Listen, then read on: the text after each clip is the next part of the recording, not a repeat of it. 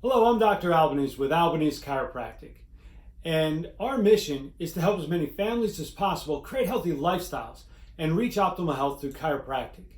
Now, today's discussion is going to be about meal timing, and we spent a lot of emphasis talking about how much to eat and what to eat, but not as much focus on when to eat. And this is a very important topic when it comes to, number one, your overall health, but also weight loss and proper weight management. Now, before we unpack this topic, it's going to be important for us to gain a little better understanding of how the body works and why meal timing is important for your overall health. Our bodies have a natural internal clock or rhythm associated with it. This rhythm is called our circadian rhythm. We've talked about it in the past. Today we're going to get into a little more detail about it. But basically, it regulates a lot of the processes and reactions that take place in our body during a 24-hour period of time. Now, to make it simple, we'll say it starts in the morning. As light hits our retina, it causes a chain of reactions that start with the suprachiasmatic nucleus, ending up with the pineal gland in our brain, secreting melatonin at night and decreasing melatonin secretion during the morning hours. So that's how this process starts. Now, when we have our natural circadian rhythm, it's associated with hormone balance, insulin balance, appetite, sleep patterns. And an abnormal cardiac rhythm is associated with abnormal sleep patterns, obesity, weight gain, diabetes, heart conditions, gastrointestinal problems, inflammation, just to name a few. Now, why do we have this circadian rhythm? For an understanding of that, we have to go all the way back and visit our hunter-gatherer ancestors. We have a lot of different processes and mechanisms in our body to help stay alive. They're survival mechanisms. Our stress response, inflammatory response, our circadian rhythm. These are all meant to keep us alive. Our circadian rhythm tells us it's time to get up in the morning. It's time to be active. It's time to eat. And in the evening, it tells us, shut down. We're not going to eat anymore. It's time to rest and heal and repair. Our circadian rhythm tells us when our body needs more energy. We're not going to go out and hunt and gather at 3 in the morning because there are a lot of other animals out there that can eat us. So that's when our body shuts down and we sleep. But in the morning and during the day, that's when we're supposed to carry out those functions. So our circadian rhythm gives our body direction. So let's talk about how this has an important role in meal timing and our overall health. Now, our body's natural cycles are, to a large extent, regulated by our circadian rhythm and the secretion or the lack of secretion of melatonin.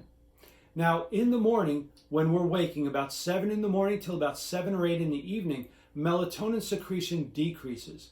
This has a direct opposite effect on leptin and insulin. So the inverse relationship between the two is very important. When melatonin levels decrease, leptin sensitivity increases. Now, leptin is a hormone that helps to regulate the cessation of appetite, tells our brain we're done eating, tell the body stop. So this is very important when we talk about weight management and weight gain.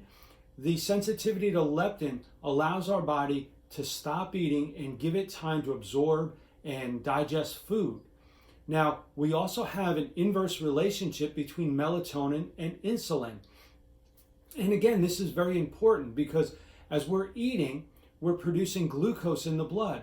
Well, we want to call on insulin to take the glucose, and insulin is like a key. It unlocks the receptors to allow glucose to enter cells. When do we need more glucose or energy for our body? Well, during the day. So insulin has to be on the job and ready to carry out that task so glucose doesn't build up in our blood. Hyperglycemia is a condition that leads to diabetes. We don't want an increase of glucose in the blood. So we want to constantly, after we're eating, take glucose out, store it in our muscles, in the tissues that need it. And so we need to be able to call on insulin. And this is very important too. When we eat a meal, we don't want to graze all day because then we're constantly calling on insulin. Hey, insulin, come on, we're eating more, we're eating more. Eventually, insulin is going to say, I am tired, I don't want to listen to you, I'm not coming to the job anymore. that's when we become more insulin resistant. That's not a good thing. That produces a whole host of problems. When we become more insulin resistant, we develop a condition called endothelial dysfunction. That is damage to the blood vessels, the lining of the blood vessels, and the heart. This is a precursor to atherosclerosis, which is a precursor to cardiac disease, myocardial infarction, strokes, a whole host of cardiovascular conditions and diseases. So insulin sensitivity is very important, and insulin resistance basically brings about obesity, diabetes. It brings about a lot of bad things. Now, insulin resistance also increases around 7 or 8 o'clock at night, because that's when our body normally says, we don't want to eat anymore. We're done. We don't need insulin. So that's when glucose builds up in our bloodstream.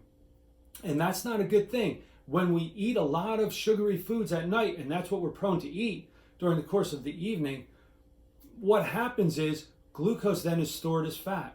So we increase our weight gain. That's not proper health, and that's not weight management, proper healthy weight management. Now we also become more resistant to leptin. When we eat in the evening about 7, 8, 9 o'clock at night, after those hours, what happens is we don't listen to leptin as well. So our brain doesn't tell our body, shut off. We keep eating.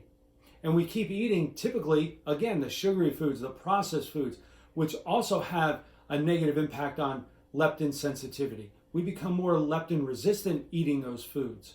So our eating window should be between 7 in the morning and 7 at night. That's when melatonin levels decrease. As soon as melatonin is secreted in an increase of secretion around 7 or 8 at night, that's when our body's preparing to shut down. That's when our digestive tract slows down. That's when gastric enzymes decrease, motility decreases. Because basically our body is saying, we don't need any more energy. Stop eating. Don't give me any more. So understanding our window of time in which to eat is very important. But it's also important that we eat a meal and then rest between meals. We don't want to constantly snack and graze all day, because then we're constantly calling on leptin. We're constantly calling on insulin. And after a while, they're going to get tired of hearing from us, and they're not going to come to the job. And that's when we become more leptin resistant and insulin resistant. And then that cascade of events takes place, basically produces unhealthy lifestyles, unhealthy people. So eating a meal, give your body time in between those meals to rest and heal, and then eat a next meal. So very important when we talk about meal timing, not only is it the window of time between 7 and 7 or 8 at night, but it's also during the day. It's also basically saying, I'm going to eat and then I'm going to rest. I'm going to eat and then rest. Eating certain foods, which we'll get into in our next few videos, also helps in that process. Eating fiber-filled foods will sustain our appetite for a longer period of time, so we don't have the need to constantly eat. When we eat foods that are calorically dense but nutritionally very insufficient, we have to eat more. So we're going to talk about setting you up for success in terms of what your meals consist of. So I hope this video has been helpful and you share it with other people. You never know how information will help impact the lives of other people. So please visit our Facebook and YouTube stations, like us, share us. We really want to get these videos available to more people. So we appreciate your help in doing that. And I also appreciate you taking the time to listen to these videos. As my dad always says, we don't learn unless we ask questions. So if you have questions, please feel free to contact us. Our information is listed below. Until next time, I'm Dr. Albanese. I wish you well. Be well.